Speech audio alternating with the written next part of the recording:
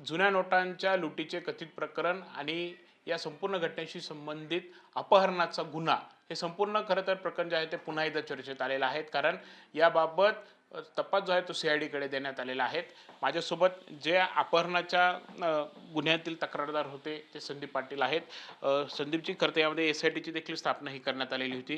तुम्ही SIT असेल किंवा नाशिक ग्रामीण पोलिसांच्या तपासावर देखील संशय व्यक्त केला होता आणि आता CID कडे हा तपास गेलेला आहे. काय प्रतिक्रिया? नाशिक SITने हा पूर्ण प्रकार यांचा तपासात हे प्रकरण दाबण्याच्या दिशेने चालू होतं. यांनी कोर्टामध्ये जी सी समरी दाखल केली आहे, यांना हे प्रकरण बाहेर काढायचंच नव्हतं. आता हा जो तपास CID कडे गेलेला आहे, नक्कीच CID वाले हा सर्व खुलासा करतील आणि हा सर्व प्रकार बाहेर काढतील.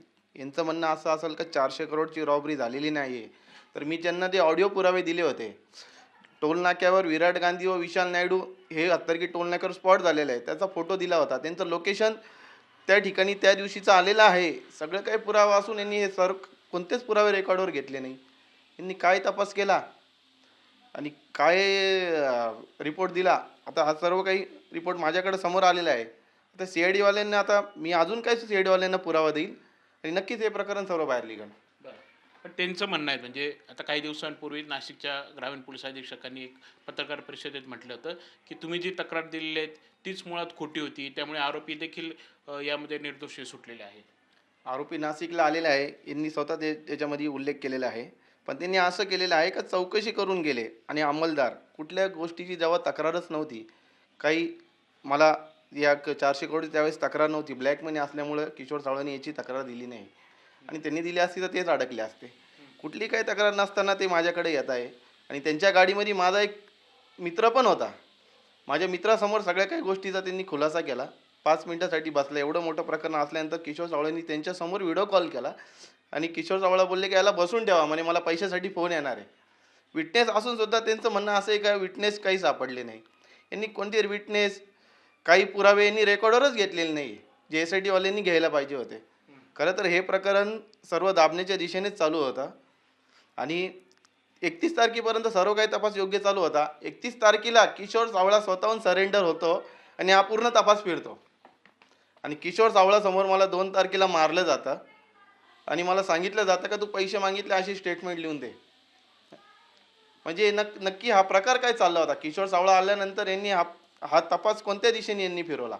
31 तारखेपर्यंत सगळा व्यवस्थित तपास चालू होता, मग नंतर अचानक काय झालं, किशोर सावळा आल्यानंतर हा सगळा तपासच खोटा, ही पूर्ण फिर्यादच खोटी.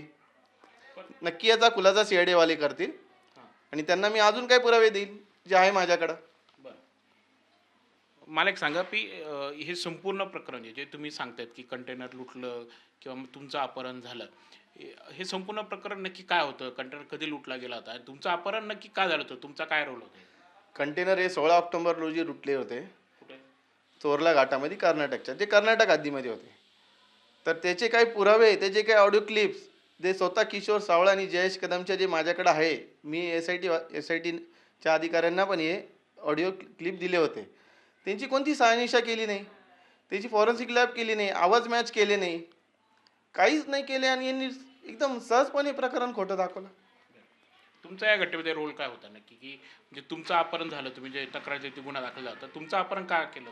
माझा याच्यामध्ये काहीच संबंध नाही सर, काहीच नाही. जो आरोपी जो कोणी होता, नंतर माहीत पडलं का विराट गांधीच त्यांचाच मॅनेजर होता. तर तो आरोपी माझ्या नावाने ते किशोर सावळाकडे एक फेक नंबर होता, त्या फेक नंबर जाबीर अली नावाने घेतला होता तो नंबर. त्या फेक नंबरनी माझ्या नावाने पैसे मागत होता का मी संदीप पाटील, मी पैसे लुटलेले आहे आणि तुमच्या जुन्या नोटाचे कंटेनर तुम्हाला पाहिजे असेल तर तुम्ही मला 100 कोटी रुपये नवीन नोटा द्या, माझ्या नावाने मागणी करत होता. त्यामुळे, आणि समोर येत नव्हता, फक्त फोनवर मागणी करत होता. त्यामुळे 5-6 दिवसांनी 22 तारखेला किशोर सावळेंनी मला उचलायला त्यांचे माणसं पाठवले. तर तुमच्या नावाने त्यांना ब्लॅकमेल केलं होतं किंवा धमकवलं जातं, हे तुम्हाला कसं कळलं की तुमचं नाव वापरलं जातं? मला 18 तारखेपासूनच सर्वत्र नाशिकमध्ये चर्चा झाली की माझं नाव या प्रकरणामध्ये येतं आहे, खूप मोठ्या दरोड्यामध्ये माझं नाव येतं आहे. मी सगळं माहिती अधिकाऱ्यांना दिली, त्यांचे जे त्या लोकांचे स्टेटमेंट बी झाले. त्यानंतर 19 तारखेला जयेश कदमचा एक मित्र, तो माझ्याकडे येतो, सर्व काय प्रकार सांगतो मला, माझ्या मित्राला, माझा फोटो काढतो आणि मुंबई पोलिसांना पाठवतो. का तर ज्या आरोपींचे फोन येत होते ते 19 तारखेला त्यांचं लोकेशन कर्नाटकमध्ये येत होतं आणि मी नाशिकमध्ये होतो. 19 तारखेला फोटो पाठवल्यानंतर पूर्ण माहिती त्या प्रकरणाची घटना सांगितल्यानंतर तो निघून जातो. त्यानंतर 20 तारखेला मला फोन येतो, व्हॉट्सअप कॉल, आणि मला चौकशीसाठी भेटायसाठी त्यांनी बोलवलं जातं. मग 22 तारखेला माझ्यासोबत ही घटना होती. तुम्ही तक्रार दिली होती, त्यानंतर जवळपास 21-22 दिवस गुन्हा दाखल झालेला नव्हता. त्यानंतर आता SIT झाली आणि पुन्हा एकदा CIDकडे तपास. एकंदरीत त्या तपासाकडे तुम्ही कसं बघताय? हा तपास योग्यरित्या पोलिसांनी केला का? आणि एकंदरीतच आता हे जे पैसे होते ते कोणाचे होते? हे कंटेनर रुटलं कुठून कुठे चालले? असे अनेक प्रश्न उपस्थित होतात यावर. हे कंटेनर आहे ना, जो अझर याच्यामध्ये फरार दाखवला आहे. अझरचे ड्रायव्हर ते स्वतः ड्रायव्हर होते. अझर पण याच्यामध्ये होता त्या गाडींसोबत. आणि हे पैसे जे होते 400 करोड हे किशोर सावळा यांचे होते. हे सगळं काही 5 डिसेंबरला जेव्हा मी त्यांच्या ऑफिसला गेलो, सर्व काही प्रकार त्यांनी सांगितलं ना. मी त्यांना जाब विचारायला गेलो का तुम्ही माझा काही संबंध नसताना, याच्यात माझा काही रोल नसताना माझे तुम्ही फोटो फिरवले, मला उचलायला माणसं पाठवले, माझी बदनामी केली. सर्व काही त्यांच्या CCTV मध्ये रेकॉर्ड झालं आहे ना. मग ती CCTV डिलीट का मारली? त्यांचं म्हणणं असं आहे या अधिकाऱ्यांचं आणि या आरोपींचं, हे किशोर सावळा म्हणे माझ्याकडे 20 लाख रुपये मागायला आला होता. मग CCTV डिलीट का मारली हो? तो पुरावा द्यायला पाहिजे होता. त्यांनी माझ्या नावाची तक्रार द्यायला पाहिजे होती ना, मी पैसे मागायला आलो होतो. सर्व काय डिलीट मारून हे SIT आणि आरोपी हे सगळे एकत्र झालेले आहे. हे सगळे एकत्र होऊन हे मला खोटं ठरवण्याच्या दिशेने त्यांनी तो तपास केला आणि ते त्याच्यामध्ये सक्सेस झाले. पण नक्की आता CID याचा योग्य तपास करतील. आणि यांनी जे कागदामध्ये ऑन रेकॉर्ड जे दाखवलेले आहे का किशोर सावळा यांनी सिक्युरिटी डिपॉझिट म्हणून 5 कोटी रुपये दिले, परंतु भाऊ पाटील उर्फ संदीप पाटील याने नाशिक 400 कोटीचे कंटेनर महाराष्ट्र गोवा कर्नाटक सीमेवर चोरला घाटातून चोरी केल्याने व्यवहार पूर्ण होऊ शकला नाही, म्हणून तुमचे 5 कोटी नुकसान झाले असे सांगण्यात आले. हे कोणी सांगितलं? हा बनाव कोणी बनवला? यांचं म्हणणं असे विराट गांधी आणि अझरने. आणि हे 5 कोटी यांनी जो रेकॉर्ड दाखवलेला आहे ना, 5 कोटी रेकॉर्डवर, हे 5 कोटी नव्हते, हे 35 करोड होते. हे पण यांनी लपवलं. म्हणजे याच्यामध्ये हे जे डॉक्युमेंट आहे हे म्हणजे पोलिसांचं काय आहे डॉक्युमेंट? हे हा अहवाल आहे पोलिसांचा, जो कोर्टामध्ये त्यांनी दिला ना. यांनी कोर्टाची पण दिशाभूल केली. यांनी माझीच नाही, यांनी कोर्टाची पण दिशाभूल केली. यांनी 5 करोड जे रेकॉर्डवर दाखवलेले होते ना, जयेश कदमच्या 19 डिसेंबरच्या स्टेटमेंटमध्ये जे LCB ऑफिसला त्यांनी दिलेले आहे, मी जयेश कदमच्या बाजूला बसलो होतो, त्यांनी स्वतःहून ते स्टेटमेंट दिले. त्याच्यामध्ये 35 करोडचा उल्लेख आहे. तो 19 डिसेंबरचा स्टेटमेंट रेकॉर्डवर घेतलं का यांनी? 5 करोड दाखवले. म्हणजे 30 करोडमध्ये यांचे कोणाकोणाचे हिस्से झाले? हे 30 करोडचं काय झालं? 5 करोड का दाखवले? 35 करोडचं स्टेटमेंट जर का 5 करोडचं दाखवण्यात आलं, याचा बी खुलासा होईल. CID वाले सगळा खुलासा करतील याचा. हे जे आरोपी अपहरणाच्या तुमच्या केसमध्ये पकडले ते निर्दोष सुटले, या आरोपींमध्ये कोणाचा समावेश होता? काही यामधले पोलीस कर्मचारी देखील होते अशी चर्चा होती. या सर्वांचीच मिलीभगत होती याच्यात. मी तुम्हाला थोड्या वेळ पहिले सांगितलं, SIT वाले आणि आरोपी हे सगळे एकत्र झाले.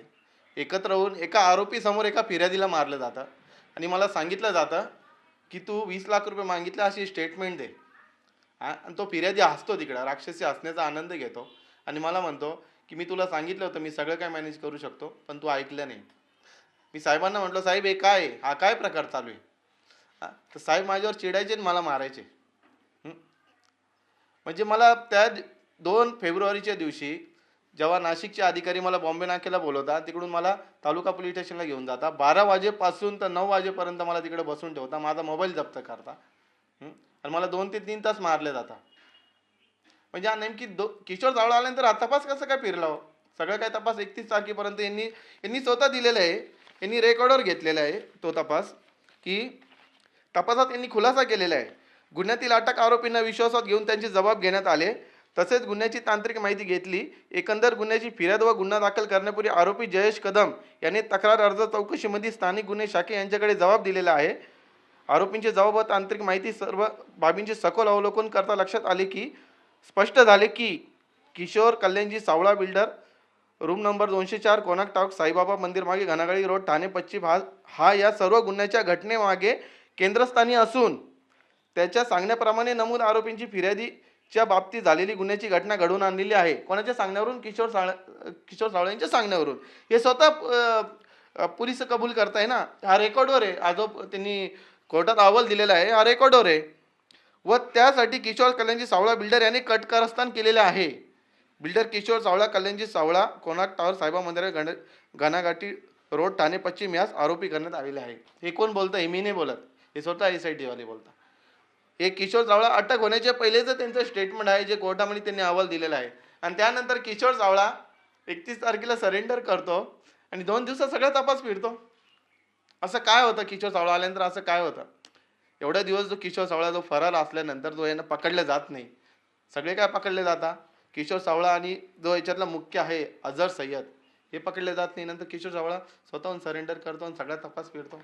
आणि नंतर म्हणता ही रॉबरी झाली नाही, ही किडनॅपिंग झाली नाही आणि असं काही झालंच नाही. यांनी ज्या चुका केलेल्या आहे ना ते सगळे CID वाले नक्कीच हा तपास योग्य करून हे सगळं काय बाहेर काढतील. तर शेवटचा प्रश्न, तुमची CID असेल किंवा गृह मंत्रालयाकडे काय मागणी असणार आहे, काय अपेक्षा असणार आहे? नाही, माझी हीच मागणी असणार आहे का ही जी रॉबरी झालेली आहे ही यांनी बाहेर काढावी. ही रॉबरी झालेली आहे याचा खुलासा जयेश कदमने नाशिकच्या एक ग्रामीणच्या 2 अधिकाऱ्यांसमोर केलेला आहे.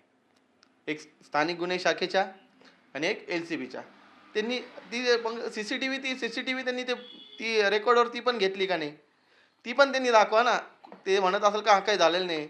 CCTV आता मी याच्यामध्ये सर्व ठिकाणी RTI टाकलेले आहे. आता मला हे काही जे काय आहे या गोष्टीचे देता का नाही देता आता तो पुढचा भाग आहे.